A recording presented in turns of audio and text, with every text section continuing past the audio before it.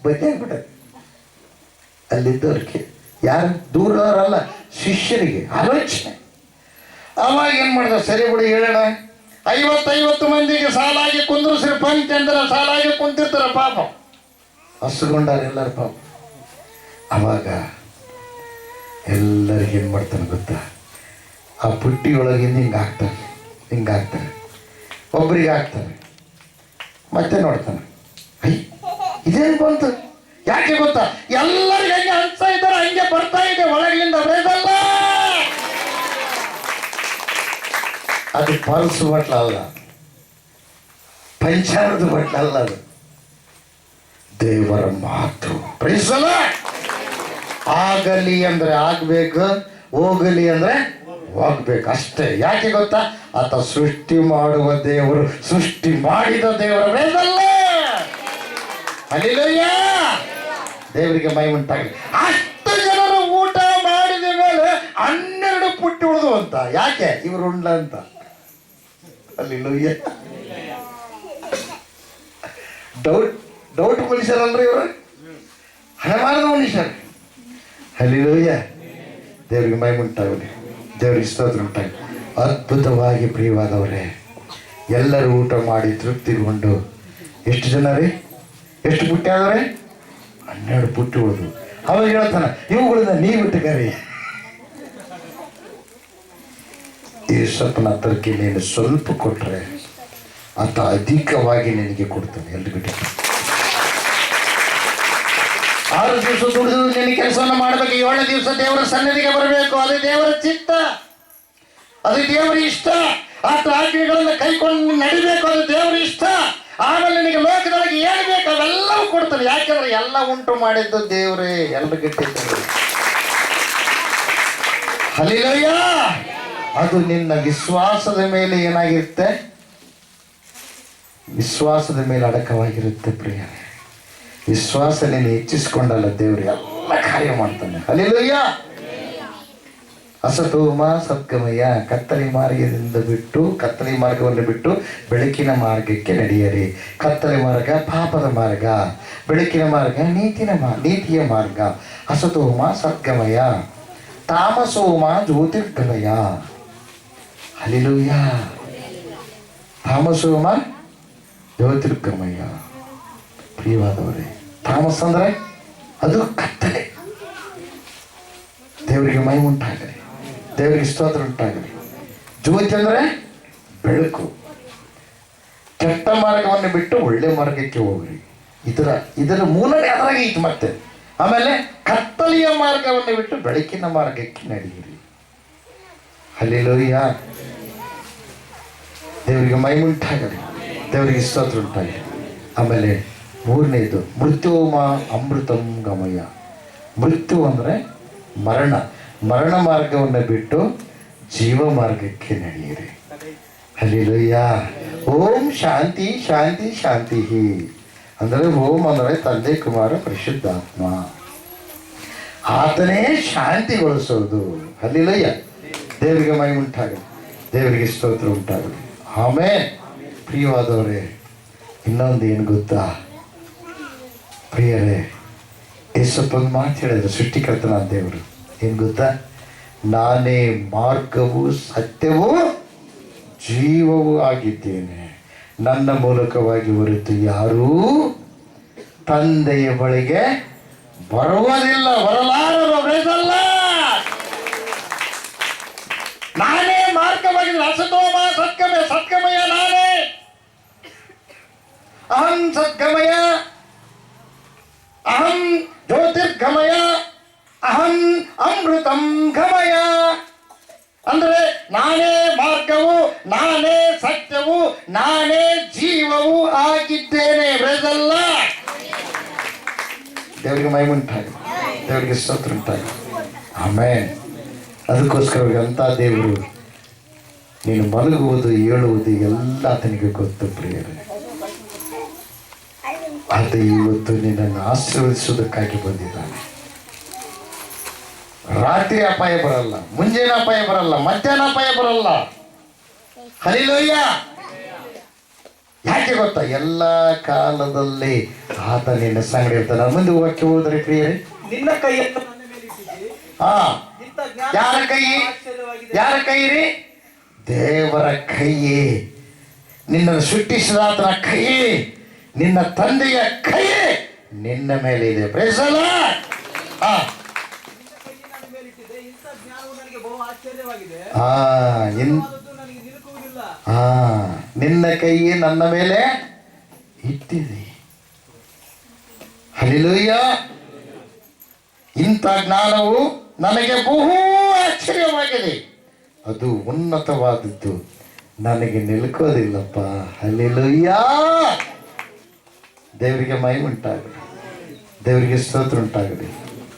ಎಲ್ಲ ಒಳ್ಳೇದು ಮಾಡುವ ದೇವರು ಯೇಸಪ್ಪ. ಎಂಥ ದೇವ್ರೇ? ಒಳ್ಳೆ ದೇವರು. God is good god. Good god ಕೆಟ್ಟ ಕಾರ್ಯಗಳನ್ನು ಮಾಡ್ತಾನ, ಒಳ್ಳೆ ಕಾರ್ಯಗಳನ್ನು ಗುಡ್ ಕಾರ್ಯಗಳನ್ನು ಮಾಡ್ತಾನೆ, ಒಳ್ಳೆ ಕಾರ್ಯಗಳನ್ನು ಮಾಡ್ತಾನೆ. Praise the Lord. ಬೋಲೋ ಯೇಸು ಕ್ರಿಸ್ತ ಮಹಾರಾಜಗೂ ಜೈ. ದೇವರಿಗೆ ಮಹಿಮೆ ಉಂಟಾಗಲಿ, ದೇವರಿಗೆ ಸ್ತೋತ್ರ ಉಂಟಾಗಲಿ. ಆಮೇನ್. ಈಗ ಗೊತ್ತಾಯ್ತಾ? ನನಗೆ ಮೋಸ ಮಾಡ್ಬೋದು, ದೇವ್ರಿಗೆ ಮೋಸ ಮಾಡೋಕ್ಕಾಗುತ್ತಾ? ಆಗುತ್ತಾ? ಆಗಲ್ಲ. ನಿನ್ನ ಹೆಂಗ್ ಮಾಡ್ಬೇಕಂತ ಮಾಡಿ ಗೊತ್ತಾ? 23ನೇ ಕೀರ್ತನೆಯಲ್ಲಿ ನಾವು ನೋಡ್ತೀವಿ, ಪ್ರಿಯರೇ, ಯೆಹೋವನು ನನಗೆ ಕುರುಬನ. ದೇವರಲ್ಲಿ ನೀನು ವಿಶ್ವಾಸ ಇಟ್ಟು, ದೇವರಲ್ಲಿ ನೀನು ವಿಶ್ವಾಸ ಇಟ್ಟು, ದೇವರನ್ನ ಹೊಂದಿಕೊಂಡು, ದೇವರ ಆಜ್ಞೆಗಳನ್ನ ಹಿಡಿದುಕೊಂಡು ನೀನು ನಡೆದರೆ ನಿನಗೆ ಕೊರತೆ ಇಲ್ದಂಗೆ ದೇವರು ಮಾಡ್ತಾನೆ. ದೇವರು ಬಿಟ್ಟಿದ್ದು ಏನಿಲ್ದಂಗೆ ಮಾಡ್ತಾನ್ರಿ? ಕೊರತೆ ಇಲ್ದಂಗೆ ಮಾಡ್ತಾನೆ. ಕೆಟ್ಟ ಮಾರ್ಗವನ್ನು ಬಿಟ್ಟು ಒಳ್ಳೆ ಮಾರ್ಗಕ್ಕೆ ನಡಿ. ಕೆಟ್ಟ ಮಾರ್ಗ ಅಂದ್ರೆ ಅರ್ಥ ಏನು? ದೇವರಿಗೆ ಇಷ್ಟವಿಲ್ಲದ ಮಾರ್ಗ, ಅಸತೋಮ ಸದ್ಗಮಯ. ಆಮೇಲೆ ಕತ್ತಲೆಯ ಮಾರ್ಗವನ್ನು ಬಿಟ್ಟು ಬೆಳಕಿನ ಮಾರ್ಗಕ್ಕೆ ನಡಿ. ಬೆಳಕಿನ ಮಾರ್ಗ ಎಂಥ ಮಾರ್ಗ ರೀ? ದೇವರ ಮಾರ್ಗ. Praise the Lord. ಆಮೇಲೆ ಮರಣ ಮಾರ್ಗವನ್ನು ಬಿಟ್ಟು ಜೀವ ಮಾರ್ಗದ ಕಡೆ ನಡಿ. ಲಾಸ್ಟಿಗೆ ದೇವರೊಂದು ಮಾತು ಹೇಳ್ತಾನೆ, ಏನು ಗೊತ್ತಾ? ಯೋಹಾನ ಬರೆದ ಸುವಾರ್ತೆಯಲ್ಲಿ ಅವುಗಳಿಗೆ ಜೀವ ಇರಬೇಕೆಂತಲೂ ಸಮೃದ್ಧಿಯಾದ ಜೀವ. ಹಲ್ಲೆಲೂಯ. ಹಲ್ಲೆಲೂಯ. ದೇವರಿಗೆ ಮಹಿಮೆ ಉಂಟಾಗಲಿ. 10ನೇ ಅಧ್ಯಾಯ 10ನೇ ವಚನ. ಕಳ್ಳನು ಯೋಹಾನ ಬರೆದ ಸುವಾರ್ತೆ 10ನೇ ಅಧ್ಯಾಯ 10ನೇ ವಚನ. ಕಳ್ಳನು ಕದ್ದುಕೊಳ್ಳುವುದಕ್ಕೂ ಕೊಯ್ಯುವುದಕ್ಕೂ ಹಾಳು ಮಾಡುವುದಕ್ಕೂ ಬರುತ್ತಾನೆ ಹೊರತು ಕಳ್ಳನು ಕದ್ದುಕೊಳ್ಳುವುದಕ್ಕೂ ಕೊಯ್ಯುವುದಕ್ಕೂ ಹಾಳು ಮಾಡುವುದಕ್ಕೂ ಬರುತ್ತಾನೆ ಹೊರತು ಮತ್ತಾವುದಕ್ಕೂ ಬರುವುದಿಲ್ಲ. ಕಳ್ಳ ಜನ. ಆ ಕಳ್ಳ ಏನ್ ಮಾಡ್ತಾನೆ ಗೊತ್ತಾ? ದೇವ್ರ ಕಡೆ ನಿನ್ನ ಮನಸ್ಸು ಹೋಗ್ಲಾರ್ದಂಗ ಅವು ಪ್ರಪಂಚ ತುಂಬ ಅಡ್ಡಾಡಿಸ್ತಾನೆ ನಿನ್ನ. ಅವನೇನು ಮಾಡ್ತಾನೆ? ನಿನ್ನಲ್ಲಿರ್ತಕ್ಕಂಥ ಆಶೀರ್ವಾದಗಳನ್ನೆಲ್ಲ ಕದ್ದುಕೊಳ್ತಾನ. ಆಮೇಲೆ ಕೊಯ್ಯುವುದಕ್ಕೆ ಆಪರೇಷನ್ ಆಗಂಗೆ ಮಾಡ್ತಾನ. ಆಮೇಲೆ ಲಾಸ್ಟಿಗೆ ನಿನ್ನ ಸಾಯಿಸ್ತಾನಂತ ಪ್ರಿಯ. ದೇವ್ರನ್ನ ಕಡೆ ನಿನ್ನ ಮನಸ್ಸು ಹೋಗ್ಲಾರ್ದಂಗೆ, ಈ ಕಡೆ ಇಲ್ಲಿದ್ದಾನೆ ದೇವ್ರು, ಇಲ್ಲೇ ನೋಡ್ಕೋಲ್ಲ, ಇಲ್ಲಿ ದೇವ್ರಪ್ಪ, ದೇವ್ರು ಮಾಡಿಟ್ಟರೋ ಮರ, ನಮಸ್ಕಾರ ಮಾಡಿ. ಕೆಂಪು ಬಟ್ಟಿಗೆ ನಮಸ್ಕಾರ, ಹಸಿರು ಬಟ್ಟಿಗೆ ನಮಸ್ಕಾರ, ಬಿಳೆ ಬಟ್ಟಿಗೆ ನಮಸ್ಕಾರ, ಗಿಡಕ್ಕೆ ನಮಸ್ಕಾರ, 20 ವರ್ಷಗಿದ್ದು ಸಾಯುವಂಥ ಪಶುವಿಗೆ ನಮಸ್ಕಾರ, ಆಕಳಕ್ಕೆ ನಮಸ್ಕಾರ. ಕೆಲವರು ಕುದುರೆಗೆ ನಮಸ್ಕಾರ ಮಾಡ್ತಾರ ಪ್ರಿಯರು. ಕುದುರೆ ಮೇಲೆ ಏನೈತೆ? ಅದು ಛತ್ರಿ ಐತಿ, ಅದಕ್ಕೆ ನಮಸ್ಕಾರ. ಫೋಟೋ ಸಮಾಜಗಳಿಗೆ ನಮಸ್ಕಾರ, ಅದ್ರ ಕೆಳಗೆ ನೋಡಿದ್ರೆ ಸತ್ಯಣ ಕೊಳತೋಗಿರುತ್ತೆ, ಅದಕ್ಕೆ ನಮಸ್ಕಾರ. ನಿಮ್ಮ ಸಂಸ್ಕಾರ ಅಲ್ಲ, ನಿಮ್ಮ ನಮಸ್ಕಾರ ಅಲ್ಲ, ಏನಾಗ್ಬಿಟ್ಟದ್ರಿ? ಕೊಳತು ಹೋಗಿಬಿಟ್ಟೈತಿ. ಹುಳ ಎತ್ತಿದ ಒಂದು ಅದಕ್ಕೆ ಶವ ಒಳಗಡೆ ತೆಗೆದಾಗ ಹುಳ ಎತ್ತಿರ್ತಾವ. ಅದಕ್ಕೆ ಆ ಶವಕ್ಕೆ ನಮಸ್ಕಾರ. ಅದು ಬದುಕಿಸಿದೆ, ಅದು ಬದುಕಿದೆ, ಅದು ನಿಮ್ಮ ಕಷ್ಟವನ್ನು ತೀರಿಸಿದೆ. ಅದಕ್ಕೆ ಎಲ್ಲಿಗೊಂಟ್ರವ ನೀವು? ಉಚ್ಚೈಗೊಂಟೀವಿ. ಯಾರಿಗೊಂಟ್ರಿ? ಉಚ್ಚೈ ಐತೆ, ಉಚ್ಚೈ ಹೇಳಿದ್ದೆ, ಉಚ್ಚೈಗೊಂಟೀವಿ. ಉಚ್ಚ ಅಯ್ಯ. ಅಯ್ಯ ಅಂದ್ರೆ ಅಯ್ಯನ ಮನುಷ್ಯ, ಹುಚ್ಚ ಅಂದ್ರೆ ತೆರೆ ಕೆಟ್ಟದೆ. ಹುಚ್ಚೈಗೊಂಡೀವಿ ಅಂದ್ರೆ ಅರ್ಥ ಏನ? ಸತ್ತನ್ನ ದ್ಯಾಸ ಮಾಡ್ಕೊಳಕ ಹೊಂಟೀವಿ ಅಂತ ಅರ್ಥ. ಏನಪ್ಪ ಏನ್ ಮಾಡ್ಬೇಕಪ್ಪ? ಏನಾಗುತ್ತೆ? ಏನಕ್ಕೈತೆ? ಯಾಕ ರಥ ಬಂದ್ಬಿಡ್ತು? ಇದ್ರ ಏನ್ ಬಂತ? ರಥ. ಅಲ್ಲ, ರಥ ಅಂದ್ರೆ ಏನಂತ ನಾ ಕೇಳಿದ್ನೆ ಪ್ರಿಯ. ರಥ ಅಂದ್ರೆ ಏನಂತ ಸೊತ್ತಿನ ಉದ್ಕೊಂಡ್ಬರ್ತದ ಅಂತ ಅದರ ರಥ ಅಂತ ಕರೆಕ್ಟ್ ಇದು. ಈಗಾದ್ರೂ ಕೂಡ ಸತ್ತವ್ರನ್ನ ಜ್ಞಾಪಕ ಮಾಡ್ಕೊಂತೀವಿ ಶರಣರನ್ನ, ಅದರ ರಥ. ಸತ್ತವರಿಗೆ ರಥ, ಆಮೇಲೆ ಶರಣರಿಗೆ ರಥ, ಇನ್ನು ಶರಣರಲ್ಲದವ್ರಿಗೆ ಏನಂತೀವಿ ತಿಥಿ. ತಿಥಿ ಅವ್ರಿಗೂ ತಿಥಿನೇ. ಈಗ ಇನ್ನೊಂದು ಏನಂತಾರ, ಅದಕ್ಕೇನಂತಾರೆ, ಅದೇನು ಹಾಕ್ತಾರಲ್ಲ ಲೋಬನ್ ಹಾಕೋದು, ಏನಂತಾರ ಅದಕ್ಕೆ, ಏನಂತಾರೆ ಹೇಳ್ರಿ, ಹಾಕಿರಲ್ಲ ನೀವು, ಏನಂತಾರಪ್ಪ, ಹಿರಿಯರನ್ನ ಮಾಡ್ತಾರಲ್ಲ ದಿವಸ ಆದ್ಮೇಲೆ ವರ್ಷಕ್ಕೊಂದ್ಸಲ ಮಾಡ್ತಾರ ನೋಡು, ಅದಕ್ಕೇನಂತಾರ ಗೆದ್ದಿಗೆ ಹಾಕ್ತೀವಿ, ಗೆದ್ದಿಗೆ ಅಲ್ಲಿಲ್ಲಯ್ಯ, ಅಲ್ಲಿಲ್ಲಯ್ಯ. ಅರ್ಥ ಮಾಡ್ಕಿರ ಪ್ರಿಯವಾದವ್ರು, ಅವ್ರನ್ನ ಯಾಕೆ ಜ್ಞಾಪಕ ಮಾಡ್ಕೊಂತಾರೆ, ಯಾಕೆ ಮಾಡ್ಕೊಂತಾರೆ? ನಿಮ್ಗೇನ ಒಳ್ಳೇದು ಬೋಧನೆ ಮಾಡಿಲ್ಲ, ಸಾಯವತ್ತಾಗ ಹೇಳಿರ್ತಾರಲ್ಲ, ಏಯ್ ಅವ್ರ ಪಕ್ಷ ಬೇರೆ ನಮ್ಮ ಪಕ್ಷ ಬೇರೆ. ಜೀವ ಇರೋವರೆಗೂ ನಾನು ಎಷ್ಟೋ ಪ್ರಯತ್ನ ಮಾಡಿದೆ, ಅವ್ರನ್ನ ಸಾಯಿಸೋಕ್ಕಾಗಲ್ಲ. ಮಕ್ಕಳು ಎಲ್ಲರೂ ಬರ್ರಿ, ನಾನೊಂದು ಹೇಳೋದು ಮತ್ತೆ ಕೇಳ್ರಿ. ನಾವೊಬ್ಬ ಏನು ಗಂಟು ಕೊಡ್ತಾರೆ ತಿಳ್ಕೊಂಡು ಹೊಡಿ ಬರ್ತಾ ಇವಿ ಎಲ್ಲ ಅಂತ ಗಂಟು ಹೇಳ್ತೀನಿ. ಯಾವ್ದು ಗೊತ್ತಾ, ಇವರು ಸಾಯೋವರೆಗೂ ಅವ್ರಿಗೆ ವಿರೋಧಿಗಳಾಗಿ ಇರ್ಬೇಕಂತ ಹೇಳಿ ಸಾಯ್ತಾನ ಪ್ರಿಯರೇ. ಅಂದ್ರೆ ಸತ್ರು ಕಿಡಿಡವನ ಅಂತಂದು ಏನು ಮಾಡ್ತಾರೆ, ದಿವಸ ಮಾಡ್ತಾರೆ ಅಂತಂದು ಏನು ವರ್ಷ ಜ್ಞಾಪಕ ಮಾಡಿ. ಅಂದ್ರೆ ಅರ್ಥ ಏನ, ಅದು ಬೈದಿಕೊಳ್ಳಬೇಕು. ಕೋಪ, ಕ್ರೋಧ, ದ್ವೇಷ, ಕಕ್ಷ, ಅಸೂಯ ಅದು ಹಂಗೆ ಇರಬೇಕು. ಅರ್ಥ ಮಾಡಿಕ್ಯಾರ ಪ್ರಿಯವಾದ, ಇವೆಲ್ಲ ನರಕ ಕೊಯ್ಯವು. ಜ್ಞಾಪಕ ಮಾಡಿಕ್ಯಾರೆ. ಏನು ಜ್ಞಾಪಕ ಮಾಡಿಕ್ಯಾರೆ? ಪಾಪಿಯಾದ ನಿನ್ನನ್ನು ರಕ್ಷಿಸಲು ಬಂದಿರುವ ಆ ದೇವರನ್ನ ಪ್ರತಿನಿತ್ಯ ಜ್ಞಾಪಕ ಮಾಡ್ಕೋಬೇಕಲ್ಲ. ಭೂಮಿ ಆಕಾಶಗಳು ಅಳಿದು ಹೋಗುವ, ಆದ್ರೆ ನನ್ನ ಮಾತುಗಳು ಅಳಿದು ಹೋಗುವುದೇ ಇಲ್ಲ ಅಂತ ಶಕ್ತಿಯುತವಾಗಿರ್ತಕ್ಕಂಥ ದೇವರ ಮಾತುಗಳನ್ನ ಜ್ಞಾಪಕದಲ್ಲಿ ಇಟ್ಕೊಂಡ್ರೆ ಬೇಸಲ್ಲ, ಅವು ನಿನ್ನನ್ನ ಬದುಕಿಸ್ತಾವ. ಅಲ್ಲಿಲ್ಲಯ್ಯ, ದೇವರಿಗೆ ಮಹಿಮೆ ಉಂಟಾಗ, ದೇವರಿಗೆ ಸ್ತೋತ್ರ ಉಂಟಾಗ. ಅದಕ್ಕೆ ಈ ವರ್ಷ ದೇವರು ಮಾತಾಡಿದ್ದಾರೆ. 1ನೇ ಯೆಹೋಶುವನು ಬರೆದ ಗ್ರಂಥ 1ನೇ ಅಧ್ಯಾಯ 9ನೇ ವಚನ. ಇನ್ನೊಂದೇನು ಗೊತ್ತಾ, 2020ರಲ್ಲಿ ನಡೆಯುವ ಘಟನೆಗಳ ಬಗ್ಗೆ ದೇವರು ತಿಳಿಸಿದ್ದಾರೆ. ನಾನು ಈ ಗ್ರಾಮದಲ್ಲಿಲ್ಲ, ಬೇರೆ ಗ್ರಾಮದಾಗಿದ್ದೆ, ಆದರೆ ಪ್ರಾರ್ಥನೆಯಲ್ಲಿ ನಾವು ಕೂತ್ಕೊಂಡಿದ್ವಿ, ನಾನು ಏಂಜಲ್ ಅಮ್ಮ ಇಬ್ಬರೇ ಕೂತ್ಕೊಂಡಿವಿ. ಅವಾಗ ತಿಳಿಸಿದ್ವಲ್ಲ, ನನ್ನ ಬರೆದಿನಿ ಪ್ರಿಯರೇ, ತಿಳಿಸಿದ್ವಲ್ಲ ಬರೆದಿನಿ. ಬರೆದಾಗ ದೇವರು ಅದ್ಭುತವಾಗಿ ಈ ವರ್ಷ ನಡೆಸ್ತಾರೆ. ಕಷ್ಟ ಇದೆ, ಬಹಳ ಕಷ್ಟ ಇದೆ.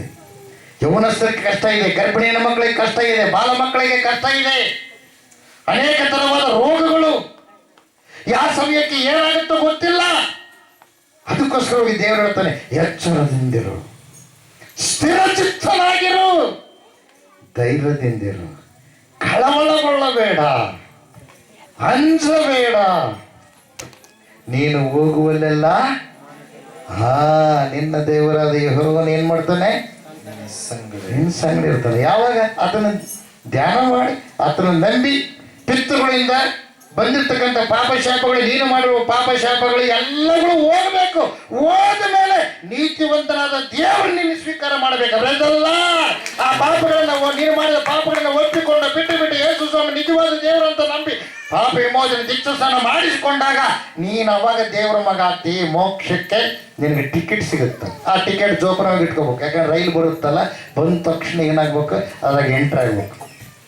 ಅಲ್ಲಿಲ್ಲಯ್ಯ, ಪರಲೋಕದ ಟಿಕೆಟ್ ಅದು. ಪಾಪ ವಿಮೋಚನೆ ದೀಕ್ಷಾಸ್ನಾನ ಅನೇಕ ದೀಕ್ಷೆಗಳು ಕೊಡ್ತಾರೆ. ಎಂಥ ದೀಕ್ಷೆ ಗೊತ್ತಾರೆ?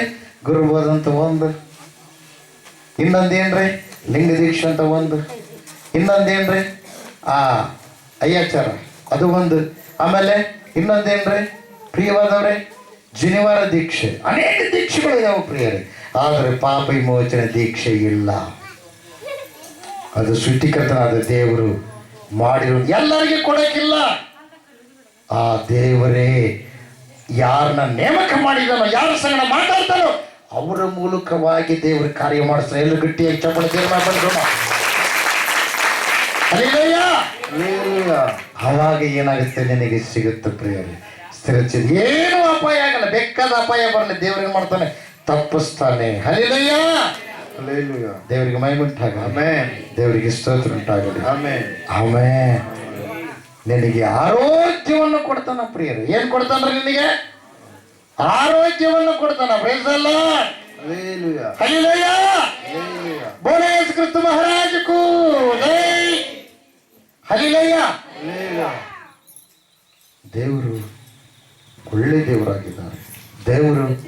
ಒಳ್ಳೆ ಕಾರ್ಯ ಮಾಡೋ ದೇವರಾಗಿದ್ದಾರೆ. ಆ ಒಳ್ಳೆ ದೇವ್ರ ಮಾತುಗಳನ್ನು ಕೇಳಬೇಕು. ಅದಕ್ಕೆ ಮೊಬೈಲ್ ಸ್ವಿಚ್ ಆಫ್ ಮಾಡ್ರಂತ ಯಾಕೆ ಹೇಳಿದ್ವಿ ನಾವು? ದೇವ್ರ ಮಾತುಗಳನ್ನು ಕೇಳಲಾರದೆ ಇದ್ದರೆ ಅಪವಾದಿ ಹಾಳು ಮಾಡುವವನು ಏನು ಮಾಡ್ತಾನೆ? ಕಳ್ಳನು ಕದ್ದುಕೊಳ್ಳುವುದು. ಏನು ಕದ್ದುಕೊಳ್ತಾನ? ಆ ವಾಕ್ಯ, ದೇವರ ವಾಕ್ಯ ಬರುವಂಥ ಸಮಯದಲ್ಲಿ ಮೊಬೈಲ್ ಬಂದ್ಬಿಡ್ತದೆ, ರಿಂಗ್ ಆಗಿಬಿಡ್ತದೆ. ಅವಾಗ ಅವನು ಕದ್ದುಕೊಂಡ ಆ ವಾಕ್ಯವನ್ನ. ನೀವು ಹೊರಗೆ ಹೋಗ್ತಿ, ಇಲ್ಲಿ ವಾಕ್ಯ ಏನಾಯ್ತು, ಅಲ್ಲೇ ನಿಂತರು ಅಂತ ಪಕ್ಕದವರಿಗೆ ಕೇಳಿಸಲ್ಪಡ್ತು. ಅವ್ರಿಗೆ ಆಶೀರ್ವಾದ ಹೋಯ್ತು. ನೀನು ಆಶೀರ್ವಾದವನ್ನು ಏನು ಮಾಡಿದೆ? ನೀನು ಕಳ್ಕೊಂಡ್ಬಿಟ್ಟು. ಅರ್ಥ ಮಾಡ್ಕೇಳಿ. ಈಗ ನಾವು ಅದೇ ದಾರಿಲಿಂದ ಹೋದ್ವಲ್ಲ.